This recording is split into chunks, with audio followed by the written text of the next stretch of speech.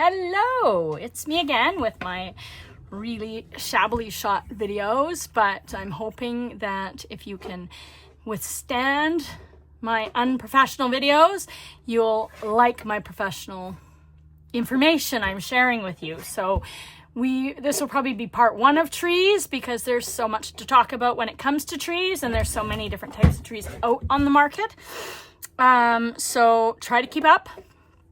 I am trained Society of Master Saddlers, saddle fitters, qualified saddle fitters in the UK. So I am a big fan of wood and steel trees, which, you know, have been the foundation of most English saddles historically. So when we're talking a wood and steel tree, we're literally talking about wood and metal, okay?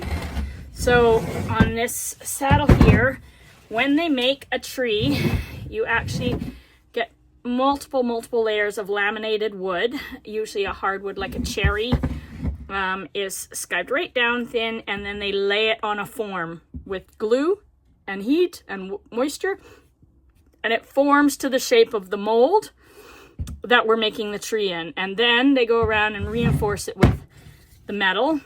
This is spring steel in the middle, so when we say a wood and steel spring tree, this is your spring metal coming across it. That gives us flexion front to back. And then we have reinforced metal just to keep the frame of the shape of the tree after it's been molded this way. Sometimes they will take it out and they will wrap it in a paint or glue covered hessian. You can see that sort of hessian material on here. And that's just another way of doing it, sometimes because it's thinner, and this just gives it a little bit more reinforcing as well. But again, steel, spring steels. Okay, at the front of the tree here, we have the head plate. Okay, so the head plate is the metal here that forms your gullet, your channel.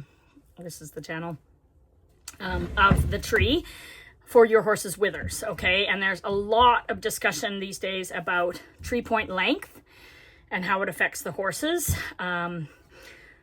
Because the number one rule is being that we don't want any contact on the side of the withers, and we don't want any contact at the base of the withers. We want this all out onto the rib cage, and of course behind the scapula. Okay, so when we are talking about tree point length, what we are talking about here is measurement from here to the end of the metal.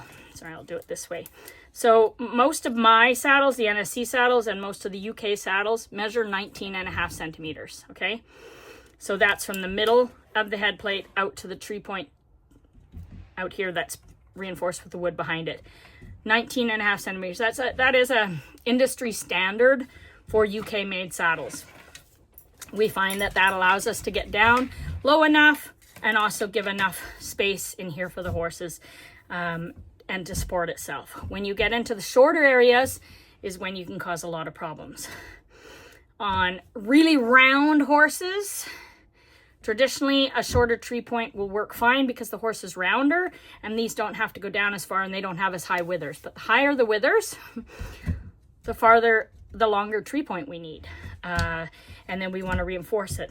When we talked about flared trees at the front, it's like this, where it's just tilted slightly to the front. It's not a complete V at the front here, straight. It's a little bit angled. So of course the scapula can move underneath the saddle as you're moving. So this would be the top of the saddle, right? So when we make the head plate, it actually slides on like a sleeve here, reinforced over the top, reinforced in the bottom, riveted. Sometimes there's rivets in the middle. Most of the time they're down the side. These are what go sometimes. The little head of the rivet here will pop off, and that allows the squeak to start. Okay, then it will squeak, and then often it will crack through the metal and then crack through the wood. I think we talked about this before. The stirrup bar is held on by 2 rivets here and 2 rivets here. It's your stirrup bar. Okay, so you have a bunch of rivets reinforcing the head plate onto here. This has to be 100% solid, no flex in there whatsoever. That is supporting your weight, usually a girth billet coming off of here. When you're rising, when you're jumping, everything is compounded on here on the horse. This is why tree point length is so important, and this is why soundness of the tree is so important. When we talk about the spring steel, that's these parts here. There's a little bit of give front and back. This spring steel is allowing it to bounce back. So we're bending the wood a bit, a little bit of give in there.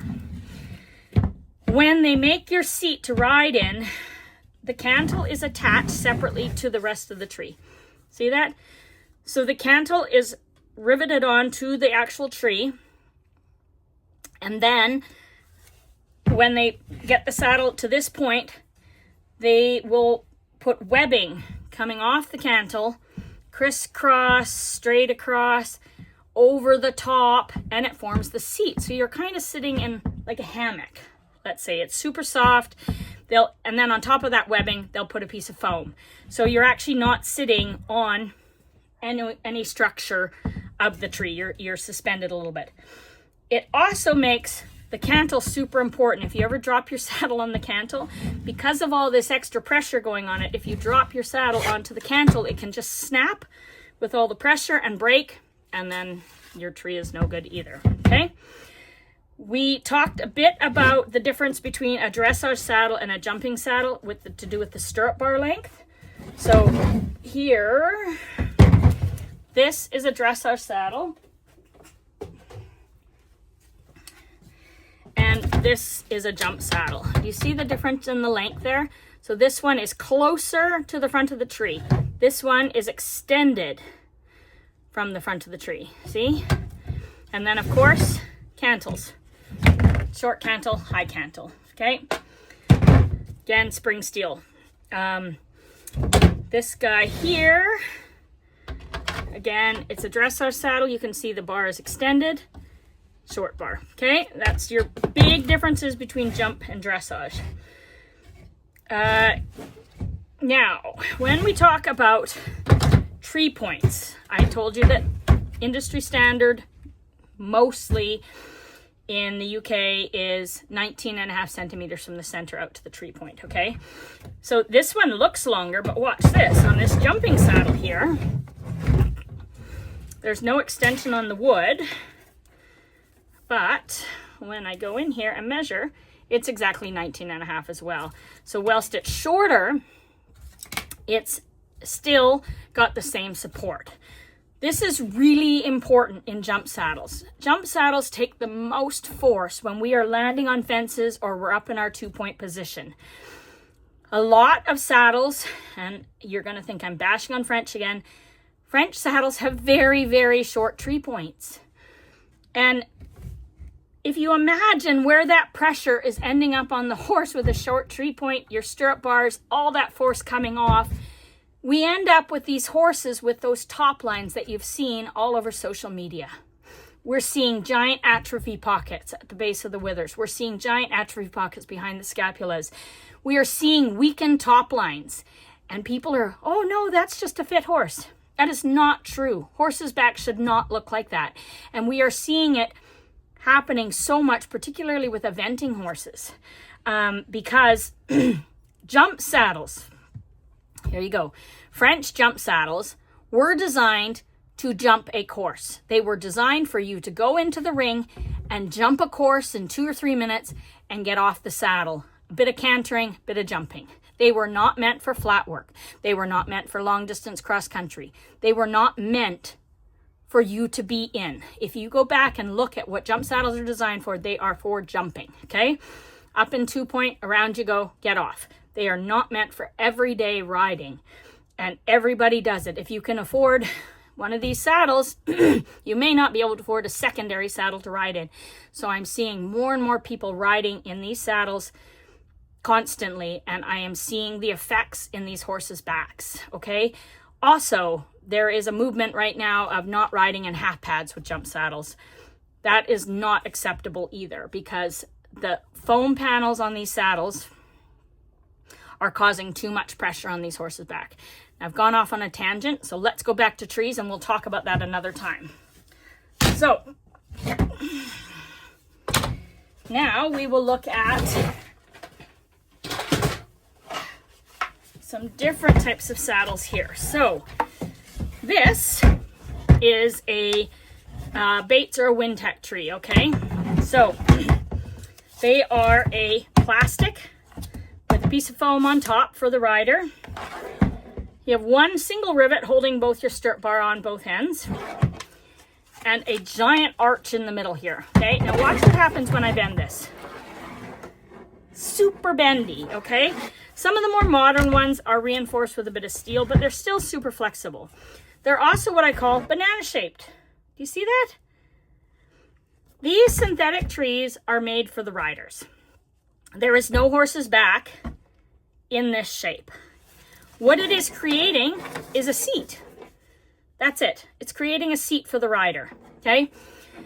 So then what they do is they'll put a really deep gusset panel down here and a panel at the front to try to make this stabilize on the horse. Really great if you have a sway-backed horse. Not so great if you don't. And we end up having to use a lot of flocking or whatever to try to balance the saddle. This one doesn't have the gullet plate in it, but normally there would be a gullet plate here and it gets screwed in out here. So you've probably seen them, the gullet plates go in and out. Bates and Wintec do this. There's a bunch of saddles on the market now with the changeable head plates, but these designed for that. When we talk about our wood and steel tree again, the beauty of these is that they are made for both the horse and the rider, okay? So from front to back, way flatter for the horse, and then they put the seat on top for the rider, okay? They create that sling for the rider, but on the bottom, we have a much flatter platform for the horses. So these are designed for both animals, or both the horse and the rider. Now this is a French jump saddle tree, okay? I'm not gonna say the brand, it's irrelevant because a lot of them are like this. So a couple very interesting things, and I want you guys to pay attention to this so much. When I'm talking about French saddles, I'm talking about Butte, Antares, Shildrick, Devacou, Calibra, CWD, Voltaire, okay? That's what I'm talking about, saddles made in France. Number one, 3 points, 17.5, okay? That is 2 centimeters shorter than the other saddles, okay? Shorter 3 points. This is very significant. Do you see how far pointed these 3 points are? So now they are pointing towards the back of the scapula. Do you see that? They are not heading straight down. I might even have one here that's pointing backwards. Maybe I don't. But you can see straight down.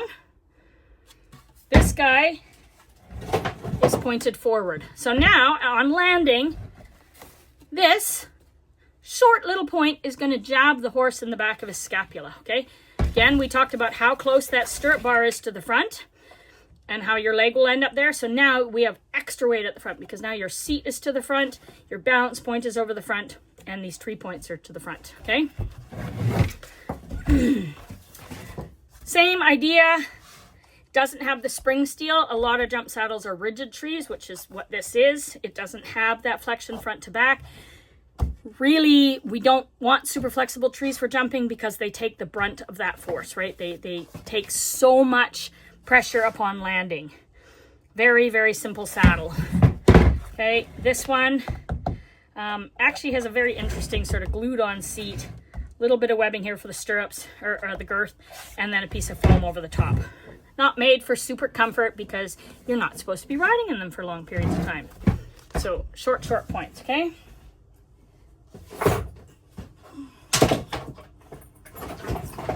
This is a Kiefer tree, okay?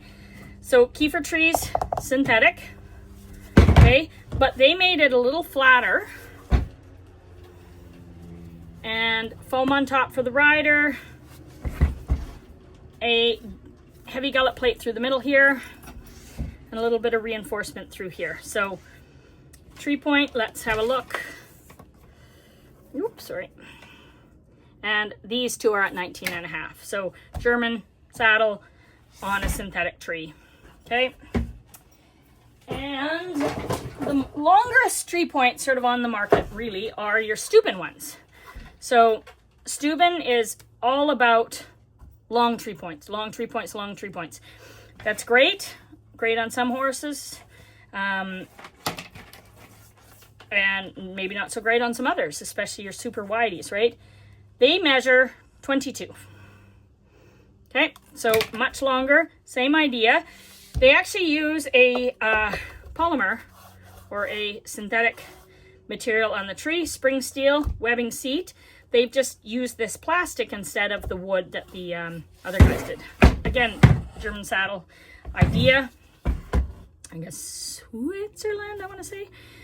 Stirrup bar towards front. This is a jump saddle. They have a rounded back, nice flat tree. So, you know, Steuben have come a long way, but they do have that longer tree point. So we will talk about that again, why that's good, why it's not so good. Take care.